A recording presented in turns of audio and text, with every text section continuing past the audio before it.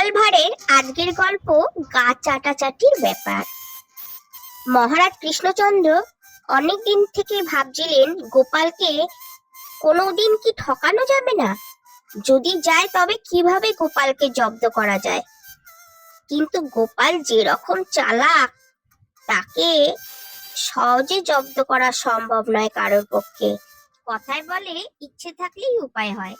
শেষে একদিন মহারাজ ভাবতে ভাবতে গোপালকে জব্দ করার একটা উপায় বের করে ফেললেন মনের মতো। গোপালকে রাজসভায় ঢুকতে দেখি মহারাজ কৃষ্ণচন্দ্র বললেন, গোপাল, আজ তোমার আসতে একটু দেরি হয়েছে। যাই হোক, কাল রাতে আমি একটা অদ্ভুত স্বপ্ন দেখে উতলা আছি। গোপাল, শুনবে নাকি? যদি শুনতে চাও তো বলি।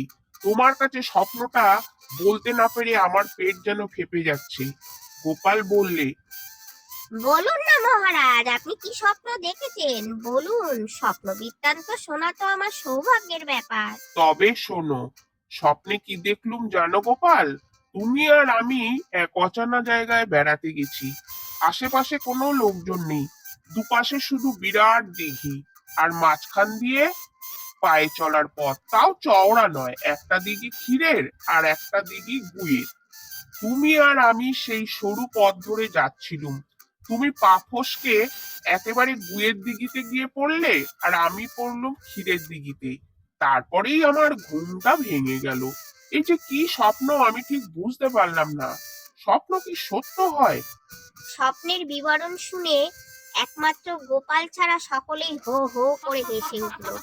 সকলেই ভাবলে গোপাল এবার জব্দ হয়েছে। এক সভাসদ আবার ঠাট্টা করে গোপালকে জিজ্ঞেস করলো, দেখো তো বাপু, তোমার গায়ে গু লেগে আছে নাকি? এখানে বেশ নোংরা গন্ধ বেরোচ্ছে, ভালো করে ধুয়ে আসুনি মনে হয়। গোপাল মুখ বেজার করে মহারাজকে বললে, এ আশ্চর্য মহারাজ, আমিও তো এই একই স্বপ্ন দেখেছি, তবে আমার স্বপ্নে আরো কিছু আছে আর কি। অর্থাৎ আপনি ক্ষীরের আর আমি গুয়ের দিঘিতে পা ফসকে পড়ে যাই। এই স্বপ্ন বলার জন্য আমার মন আকুপাকু করছিল, কিন্তু লজ্জায় বলতে পারছিলাম না। যা দেখেছেন সঠিক, এ স্বপ্নের ভুলভ্রান্তি নেই। মহারাজ কৃষ্ণচন্দ্র উৎফুল্ল হয়ে বললেন, তাহলেই বোঝো তুমিও সেই একই স্বপ্ন দেখেছো। অর্থাৎ তুমি দেখেছো যে তুমি গুয়ের দিঘিতে পা ফসকে পড়ে গেছো। কি বলো, ঠিক কি না? হ্যাঁ মহারাজ, একই স্বপ্ন একদিন আগে দেখেছি, তবে ওই যা আরো কিছু বেশি দেখেছি আমি সেদিন স্বপ্নে। মহারাজ কৃষ্ণচন্দ্র বললেন, তুমি আর কি দেখেছো বলো তোমার স্বপ্ন বৃত্তান্ত। আমার শুনতে খুব ইচ্ছে করছে। গোপাল বলল, যদি অনুমতি দেন তো স্বপ্নের বাদ বাকি অংশ প্রকাশ করতে পারি নির্ভয়ে। অনুমতি দিলাম, বলো তুমি তোমার স্বপ্নের বাকি অংশ। তাহলে বলছি শুনুন মহারাজ, গল্পের শেষ অংশ। আপনি ক্ষীরের থেকে কোনো রকমে পাড়ে উঠলেন খুব লজ্জিত হয়ে, আর আমিও উঠলুম। আমার গা, কি করা যায় ভাবতেও গা আমার ঘিন ঘিন করছে। আমাবস্যার রাত, মেঘ করেছে, সারা জায়গাটা ছিল ভীষণ অন্ধকার। আমাদের দুজনের গায়ে আঠালো পদার্থ লেগে রয়েছে, কাপড় জামা লেপটে গেছে। আপনি বললেন, গোপাল, এ অবস্থায় হাঁটা যাবে না, এসো আমরা পরস্পরের গা চাটলে গা পরিষ্কার হয়ে যাবে, এছাড়া কোনো উপায় নেই। আমি আপনার প্রস্তাবে রাজি হয়ে গেলুম। তারপরে আপনি আমার গা চাটতে লাগলেন, আর আমিও আপনার গা চাটতে লাগলুম। মানে সবটাই আর কি গা চাটাচাটির ব্যাপার আর কি, আর বেশি কিছু দেখিনি। শেষ পর্যন্ত মহারাজ কৃষ্ণচন্দ্রই গোপাল ভাঁড়ের কাছে ভীষণ ভাবে লজ্জিত হলেন। সভাসদরা গোমরা মুখে যে যার আসনে বসে রইল, মুখটি নিচু করে। কেউ কোনো কথা বলল না। মহারাজ কিন্তু এ কথাতে মোটেও রাগ করলেন না। একদিন গোপালের জ্বর হওয়ায় সেদিন রাজসভায় সে যেতে পারেনি। মহারাজ সভাসদদের নিয়ে আলাপ আলোচনা করতে করতে হঠাৎ বললেন, আমার সবার মধ্যে এমন কি কেউ আছে যে গোপালের ঘর থেকে কিছু চুরি করে আনতে পারে? যদি কেউ পারে তবে সে সামান্য জিনিস হলেও আমি তাকে বিশেষভাবে পুরস্কৃত করব। তোমরা কেউ রাজি থাকলে বলো। মহারাজের পুরস্কারের লোভেও কেউ রাজি হলো না গোপালের ঘরে চুরি করতে, কারণ গোপাল বড় চতুর। তার চোখে ধুলো দেয়া সহজ নয়। ধরা পড়লে নাকালের শেষ থাকবে না। নাকানি চোবানি তো খেতেই হবে, আর সে তার প্রতিশোধ একদিন না একদিন নেবেই নেবে, এবং অশেষ দুর্গতির সীমা থাকবে না। গোপাল নামে একটি লোক পুরস্কারের লোভে সেদিন মধ্যরাতে গোপালের বাড়িতে শীত কেটে প্রবেশ করলো। গোপাল আগের থেকেই রাজসভার কথা কোনো রকমে জানতে পেরেছিল, তাই সে লোভী লোকটাকে জব্দ করার জন্য তৈরি হয়ে রইল। গোপাল পূর্ব প্রস্তুতি মতো একটা মানুষের বিষ্ঠাপূর্ণ কলসির উপরে গোটা কত টাকা রেখে দিয়েছিল, এবং সেখানে নিজে একপাশে আত্মগোপন করে দাঁড়িয়ে রইল অন্ধকারে। লোকটি শীত কেটে যখন ঘরের মধ্যে মাথা গলিয়ে ঢুকে দেখলো যে সামনেই একটা টাকা ভর্তি কলসি বসানো আছে, সে আর কাল বিলম্ব না করে তাই মাথায় তুলে নিয়ে মনের আনন্দে রাজবাড়ির দিকে এগোতেই গোপাল রাস্তায় তাকে ঢিল ছুঁড়ে কলসিটাকে ভেঙে দিল। কলসি চুরমার হয়ে সঙ্গে সঙ্গে লোকটির সারা গা বিষ্ঠায় পূর্ণ হয়ে গেল। তখন ভোর প্রায় হয়ে এসেছে। গোপাল বেরিয়ে বলল, কি বাবা, চুরি করা হলো? মহারাজ পরে গোপালের মুখে এসব কথা শুনে বেশ আনন্দিত হলেন। কৃষ্ণনগরের রামকেলি গ্রামে প্রত্যেক বছরই এক মেলা বসতো। সেই মেলার আকর্ষণ ছিল দূর দূরান্ত থেকে বৈষ্ণবীরা ওই মেলায় আসতো জীবন সঙ্গী বা জীবন সঙ্গিনী বেছে নেয়ার জন্য। এটাই কৃষ্ণনগরের রানীমার কাছে বড়ই অদ্ভুত ও আকর্ষণীয় লেগেছিল। সে পরিচারিকাদের মুখ থেকে শুনে বায়না ধরলো সেই মেলায় ওই বিবাহ দেখতে যাবে। এই শুনে রাজামশাই মহা চিন্তায় পড়ে গেলেন। মহারাজের একদমই ইচ্ছা ছিল না রানীমাকে সেই মেলায় পাঠানো, তাই তিনি গোপালের শরণাপন্ন হলেন এবং গোপালকে বললেন, গোপাল, তুমি যেভাবেই হোক রানীমার ওই মেলায় যাওয়া আটকাও। পারলে তুমি পারবে। আর যাও, রানীমা তোমাকে দেখা করতে বলেছে। গোপাল যেতেই রানীমা বলল, গোপাল, আমি তোমার সঙ্গে ওই মেলায় যাব। মহারাজ কিছুতেই আমাকে ছাড়তে চাইছেন না। আমি বলেছি তোমার সঙ্গে যাব, বলাতে মহারাজ রাজি হয়েছেন। গোপাল, তুমি আমাকে ওই মেলায় নিয়ে যাবে। গোপাল বলল, ঠিক আছে রানীমা, আমি আপনাকে ওই মেলায় অবশ্যই নিয়ে যাব। আপনি কালকে সকালবেলায় তৈরি হয়ে থাকবেন, আমি আপনাকে নিয়ে ওই মেলায় যাব। পরের দিন গোপাল কোমরে একটা বাবলা কাটার মালা জড়িয়ে নিল এবং সঙ্গে আরেকটি মালা নিল। এবার সে রাজবাড়ির দিকে আস্তে আস্তে দেখলো মহারানী মেলায় যাবে বলে দুটো গরুর গাড়ি রাজবাড়ির দিকে চলেছে। সে রানীমার সঙ্গে দেখা করে বলল, মা, আপনি তৈরি হয়েছেন? তাহলে এইটা এবার কোমরে জড়িয়ে নিন। দেখুন, যেমন আমি জড়িয়েছি ঠিক এইভাবে। এই শুনে রানীমা বলল, কেন, এটা কোমরে জড়াতে হবে কেন? না মা, আসলে ওই মেলায় সবাই সবার গায়ে হাত দেয়, এই জন্যই এই বাবলা কাটার মালা সবাই জড়িয়ে যায়। ওটা আসলে মান্নাদের মেলা। কথায় আছে, মান্নার জাত কে কার পদে দিবি হাত।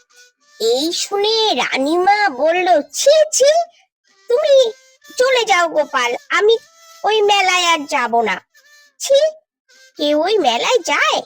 গোপাল এসে মহা আনন্দে বলল, মহারাজ, মহারানী আর যাবেন না ওই মেলায়। এই শুনে মহারাজ তো দারুণ খুশি। সে গোপালকে নিজের গলা থেকে মহা মূল্যবান একটি মতির মালা খুলে দিল উপহার হিসেবে।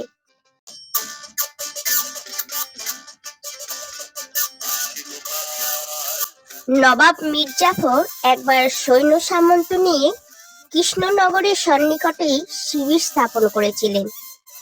মহারাজ কৃষ্ণচন্দ্র পিতৃশ্রাদ্ধে একটি ষাঁড় উৎসর্গ করেছিলেন। ষাঁড়টি ঘুরতে ঘুরতে নবাবের শিবিরের কাছে যেতেই তিনি লোক দিয়ে সেই ষাটটিকে আটক করেন তার গোশত খাওয়ার জন্য। রাজা কৃষ্ণচন্দ্র যথাসময়ে লোক মারফত এই দুঃসংবাদ পেলেন। পিতৃশ্রাদ্ধের জন্য উৎসর্গকৃত 60টা নবাব আটক করেছেন এবং কালোটাকে কেটে খাবেন। এতে যে তার পিতা স্বর্গে গিয়েও সুখ পাবেন না। কেটে খাবে, কিন্তু উপায় বা কি? নবাব মির্জাফর ভীষণ একরোখা। একবার যখন তার লোলুপ দৃষ্টি ওই বাচ্চা 60টার উপর পড়েছে, তখন আর 60টা ছাড়িয়ে আনার কোনো উপায় নেই। অনুরোধ করেও কোনো কাজ হবে না। নবাব মির্জাফর ভারী একরোখা লোক। এই কথা ভাবতে ভাবতে মহারাজ কৃষ্ণচন্দ্র হতাশগ্রস্ত বিষণ্ণ মুখে রাজসভায় বসে রইলেন। অন্য সভাসদেরাও মহারাজের এই অবস্থা দেখে কোনো কথা বলার সাহস পেলেন না। এমন সময় রাজসভায় গোপাল প্রবেশ করলো। মহারাজকে চিন্তিত হতে দেখে গোপাল বলে উঠল, মহারাজ, আপনি এরকম চিন্তিত মুখে কেন বসে আছেন মহারাজ? মহারাজের কাছ থেকে কোনো উত্তর না পেয়ে গোপাল আবার বলল, মহারাজ, আপনাকে এরকম চিন্তিত অবস্থায় দেখলে আমার খুব খারাপ লাগে মহারাজ। আপনি বলুন, আপনার কি হয়েছে মহারাজ? মহারাজ কৃষ্ণচন্দ্রের অগাধ আস্থা ছিল গোপালের উপর, তাই তিনি সমস্ত কথা গোপালকে খুলে বললেন এবং তার মনের দুঃখের কথাও জানালেন। গোপাল তখন বলল, ও, এই ব্যাপার! মহারাজ, আপনি কোনো চিন্তা করবেন না, ওটা আপনি আমার উপরই ছেড়ে দিন। আপনি নিশ্চিন্ত হয়ে থাকুন। আপনার উৎসর্গকৃত ষাটটিকে আমি খুব শীঘ্রই উদ্ধার করে আনবো নবাবের কাছ থেকে। গোপাল ভাঁড় নবাবের শিবিরের কাছে গিয়ে দেখতে লাগলো। নবাবের উজিরকে দেখতে পেয়ে সামনে এসে অভিবাদন করলো। নবাব জিজ্ঞেস করলেন, उजीर, ये मोटू कौन है? उजीर बोल लो। हुजूर, ये बहुत दिलचस्प आदमी है। राजा कृष्णचंद्र जी का भाण है। बहुत अक्लमंद भी है, बहुत हंसता भी है। উজিরের কাছে গোপালের পরিচয় পেয়ে নবাব মির্জাফর গোপাল ভাঁড়ের সঙ্গে খোশ গল্পে মেতে উঠলেন। নবাব মির্জাফর গোপালের কথা শুনে খুব হাসতে লাগলেন এবং খুব মজাও পেলেন। গোপাল এই সুযোগে বাঁধা ষাটটিকে দেখে নবাবকে জিজ্ঞেস করলো, হুজুর, এ বয়েল আপকো কাহা মিলা হ্যায়? নবাব মির্জাফর বললেন, क्यों, यही मिला। बहुत चर्बी वाला बैल है, इसका गोश्त अच्छा ही होगा।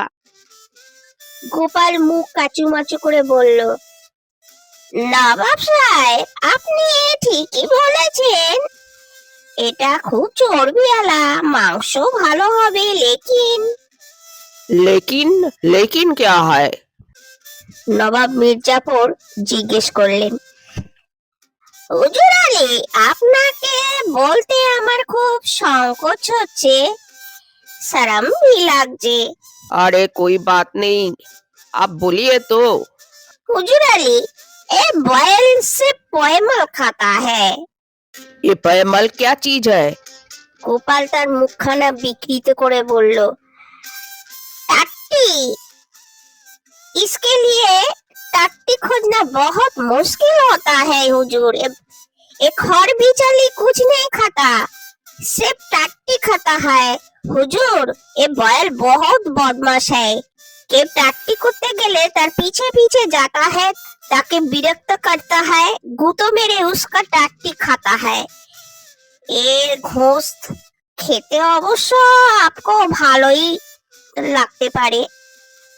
গোপাল ভাঁড়ের কথা শুনে মির্জাফর বললেন, तोबा तोबा, उजीर, ये बैल को अभी छोड़ दो।